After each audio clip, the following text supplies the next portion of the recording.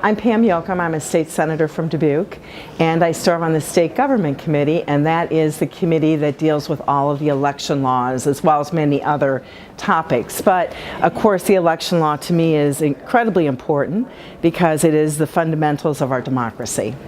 The bill that came out of our committee a couple weeks ago actually will restrict or deny access to the ballot, in my humble opinion, to many college and university students that attend a public university.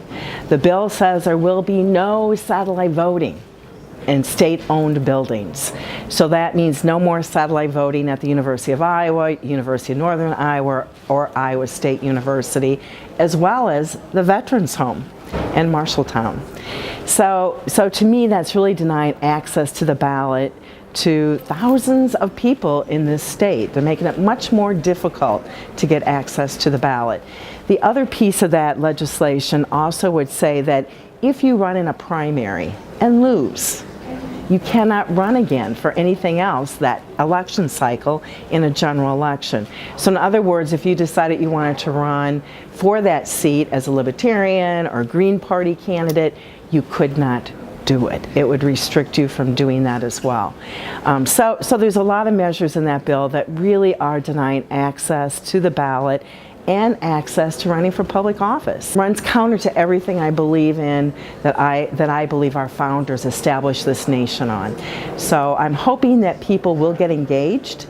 It is eligible for debate. The person that you really need to get a hold of at this point would be Senator Jack Whitver, who is the majority leader. Senator Whitver has the power to decide which bills that came out of our committees will be scheduled for debate and a vote by the full Senate.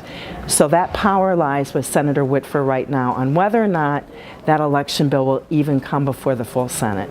Senator Smith is a person, or the senator, that wrote this legislation. He chairs the state government committee. He, in his opening comments on the bill, provided no explanation for the bill. In fact, he didn't even explain the bill, and the bill's 28 pages long. It's got 40-some sections to it and didn't even bother to explain it. So this is sort of a long-running effort to really restrict access to voting in our state. It appears that it really is an effort to try and go after young people who tend to vote Democratic. Yeah. There's another piece of that bill that also requires signature verification. To me, that was very personal. I have a sister who recently died from complications from multiple sclerosis. She always voted absentee, and this would have required voter or signature verification on absentee ballots. Sandra's signature changed dramatically as the disease progressed, and I would suggest or say that most likely the county auditor would have had a very hard time verifying her signature. So it really was denying my sister access to an absentee ballot to cast her vote. My mother is 88 years old, and her signature has changed dramatically over the years. It would have been very hard to verify her signature by voting absentee. So I also think this is a way to restrict ballot access to a lot of people with disabilities and illnesses.